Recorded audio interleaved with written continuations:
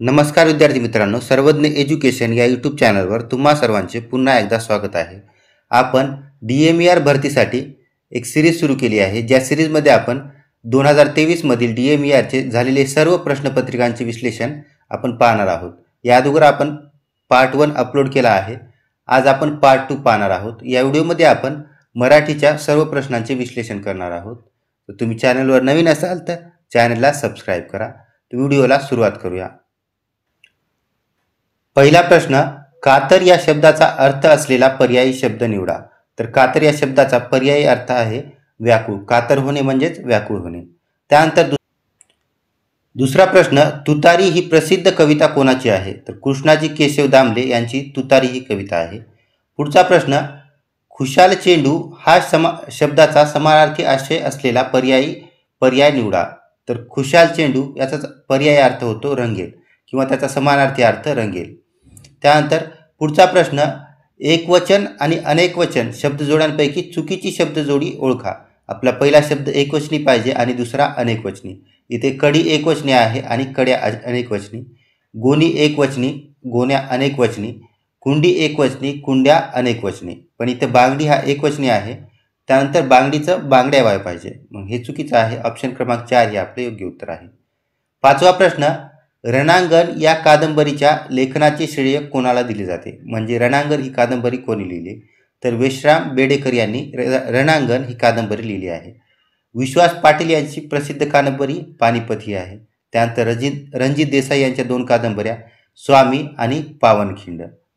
पुढचा प्रश्न, जळते घर भाड्याने घेणे म्हणजे या वाक्यप्रचारातून कोणता अर्थ सूचित होतं. तर ऑप्शन क्रमांक 1, नसता लाचाड मागे लावून घेणे असा त्याचा अर्थ होतो. त्यानंतर पुढचा प्रश्न, कामात आळस व हलगर्जीपणा दाखवणे हा आशय कोणत्या म्हणीतून व्यक्त होतो. तर ऑप्शन क्रमांक 4, उंटावून शिळ्या हाकणे म्हणजे काम न करणे हा या म्हणीचा अर्थ होतो. त्यानंतर ऑप्शन नंबर 1, उतळ पाण्याला खळखळाट फार याचा अर्थ होतो तर कमी श्रीमंत असेल तर जास्त श्रीमंतीचे ढोंग करणे. त्यानंतर 8वा प्रश्न, गुलामगिरी हा ग्रंथ कोणी लिहिला आहे. तर हा ग्रंथ महात्मा ज्योतिबा फुले यांनी लिहिला आहे. लोकहितवादींची छत्रपत्रे आहेत. त्यानंतर महादेव गोविंद रानडे यांनी मराठ्यांचा इतिहास हा ग्रंथ लिहिला आहे. पुढचा प्रश्न, वाक्यातील कर्ता कर्म क्रियापद यांच्या परस्पर संबंधाला काय म्हणतात. तर यांच्या परस्पर संबंधाला प्रयोग असे म्हटले जाते. त्यानंतर सर्वनाम, तो, जो, हा, मी, आपण हे सर्व काय सर्वनाम आहेत. विशेषण म्हणजे एखाद्या शब्दाबद्दल विशेष माहिती सांगणाऱ्याला विशेषण म्हणतात. विभक्ती, नाम आणि सर्वनामांचा क्रियापदाशी जो संबंध दाखवतो त्याला विभक्ती असे म्हटले जातात. त्यानंतर 10वा प्रश्न, नाम आणि भाववाचक नाम असलेल्या शब्दजोड्यापैकी चुकीची शब्दजोडी ओळखा. पहिले नाम असायला पाहिजे आणि दुसरे भाववाचक नाम. इथे पहिले नाम नवल, नवलचं भाववाचक नाम नवलाई, शांतचं भाववाचक नाम निवर्ता, गोडचं भाववाचक नाम माधुर्य, तर श्रीमंत भावाचक नाम श्रीमंती व्हायला पाहिजे. इथे खानदानी येणार नाही. त्यामुळे ऑप्शन क्रमांक 4 हे आपले योग्य उत्तर आहे. लबाडरावांनी बक्कळ साठा करून ठेवला आहे हा आशय कोणत्या वाक्यप्रचारातून व्यक्त होतो. तर ऑप्शन क्रमांक 3, बक्कळ साठा करणे म्हणजेच बेगमी करणे. त्यानंतर 12वा प्रश्न, एखादी कल्पना आहे त्यापासून फुगवून सांगितली जाते त्यावेळी कोणता अलंकार होतो. तर तो अतिशयोक्ती हा अलंकार होतो.